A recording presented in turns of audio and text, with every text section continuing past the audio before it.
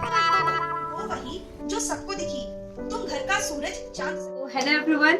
सो आज हमारे आईआईटी बॉम्बे में एलटीपीसीएसए में काव्य संध्या जीसी होने वाली है, जिसमें मैंने भी पार्ट लिया है। So welcome you all to that particular GC. So now it's already 6:30, I am getting late, so will meet you.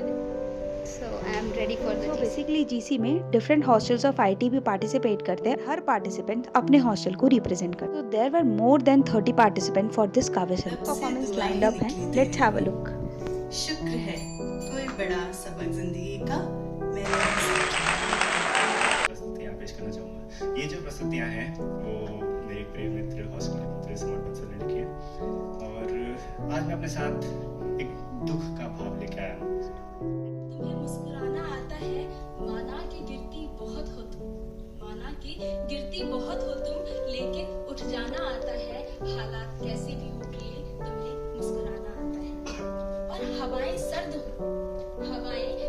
हो या चिलचिलाती धूप हो, हवाएं सर्द हो या चिलचिलाती धूप हो, थकी जरूर हो तुम, लेकिन चलते जाना आता है। हालात कैसे भी हो प्रिय, तुम्हें मुस्कुराना आता है। और खासकर हम सभी लड़कियों के लिए, क्योंकि ये संघर्ष थोड़ा तो ज्यादा रहा है कि रोकेंगे बहुत दुनिया के कायदे तुम्हें, रोकेंगे बहुत दुनिया के कायदे तुम्हें, तो ठहरना सुनना, लेकिन याद रखना कि तुम्हें उड़ जाना आता है। हालात कैसे भी हो प्रिय, तुम्हें मुस्कुराना आता है।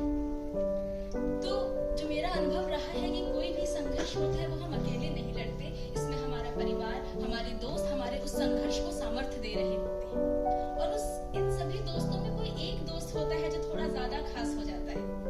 अब वो दोस्त खास तो है, लेकिन आप कह नहीं पा रहे, तो उस अनकहे प्रेम के लिए लिखा है कि तेरे बालों पे उंगलियां फेर, कि तेरे बालों पे उंगलियां फेरते लिखे जो खत तेरे नाम के, तेरे बालों पे उंगलियां फेरते लिखे जो खत तेरे नाम के, वो लफ्ज पूछ रही है होठों का पता, कि तुमसे ही गुस्सा, तुमसे ही शिकायतें, तुमसे नाराजगी। आज इस काव्य संध्या के मंच पर मैं उसे जरूर कहूंगी और सबसे कहूंगी, दुनिया का सबसे अनमोल रिश्ता 9 महीने में बन जाता है। दुनिया का सबसे अनमोल रिश्ता 9 महीने में बन जाता है, लेकिन पूरी बुनाई आखिरी सांस तक रह जाता है, लेकिन पूरी बुनाई आखिरी सांस तक रह जाता है। सबने बयां की उसकी खट्टी मीठी यादें, सबने बयां की उसकी खट्टी मीठी यादें, क्या हम भूल गए उस अनकहे वादे। अब यहाँ से शुरू होती है मेरी कविता, एक माँ की। तुम हो वही जो सबको दिखी, तुम हो वही जो सबको दिखी, तुम घर का सूरज चांद सभी, घर के कोने में तुम हो बसी, कुछ गलत नहीं सब सही करने की राह पर चली, पर खुद से तू क्यों दूर रही, पर खुद से तू क्यों दूर रही। अनेकों किरदार तुमने है निभाए, अनेकों किरदार तुमने है निभाए, पर सबसे अनोखा माँ के रूप में पाए।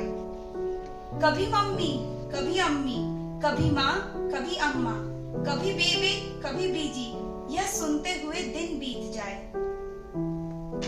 पर तुम खुद से क्यों दूर रही। मंदिर मस्जिद गुरुद्वारे गिरजाघर तक सबसे ऊंचा दर्जा दिया पन्नों की आहट तक। सुबह की चाय की प्याली से लेकर रात के काढ़े तक अकेली खड़ी रही जिंदगी के चौराहे पर।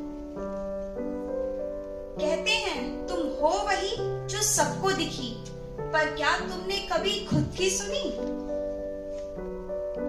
खुशियां ढूंढ के अपनों में खुद को ही पराया क्यों कर रही। नाम भी उनसे, पहचान भी उनसे, कहीं खुद का वजूद तो नहीं भूल रही। माँ की ममता, घर की चिंता, क्यों खुद को तू नहीं खोज रही, क्यों खुद को तू नहीं खोज रही।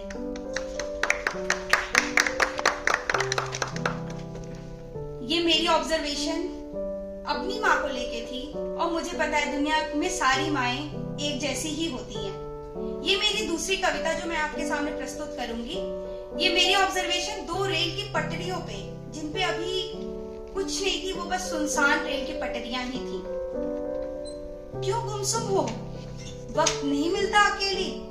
हजारों लोग रौंद के चले जाते हैं, फिर भी सबका बोझ आखिरी दम तक उठाते हो।